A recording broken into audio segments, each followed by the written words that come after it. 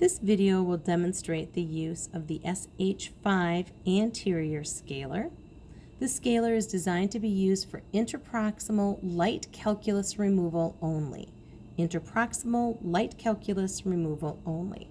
Its name is the SH5, and if I turn it to the side, you can see how it almost looks like half of an S pattern.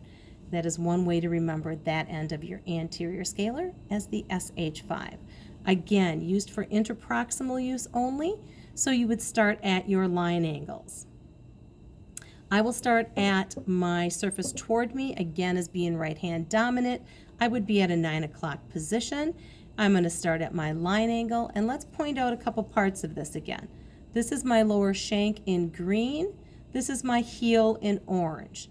My heel, I'm going to be watching for my adaptation. I will roll that away to keep the tip third of the tooth on the tooth, the tip third of the working end on the tooth, and my lower shank needs to lean slightly into the surface that I'm working on to maintain the angulation so that the cutting edge is engaged on the tooth.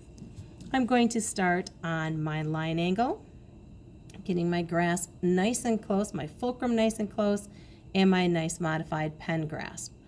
I would start on that line angle with light exploratory, and I'm going to turn it to the side a bit so you can see the angle that my lower shank is leaning into that tooth. I'm going to start with light exploratory strokes, rolling my heel away as I go into that proximal. And once I found a piece of calculus, I would tighten between my thumb and my index finger, put a little pressure on my fulcrum finger, make sure my angulation is correct, where it's leaning slightly into the tooth, the lower shank, slightly into the tooth surface, and that my heel is rolled away so I know my adaptation is correct.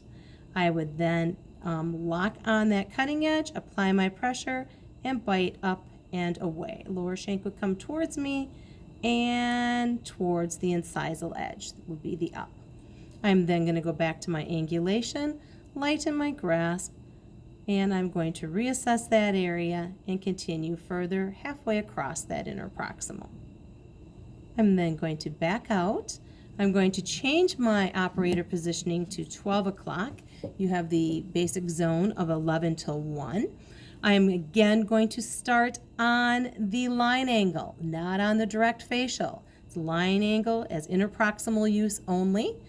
I would again lean my lower shank slightly into the tooth surface I'm working on, and my heel will roll away to keep the tip third adapted to the tooth.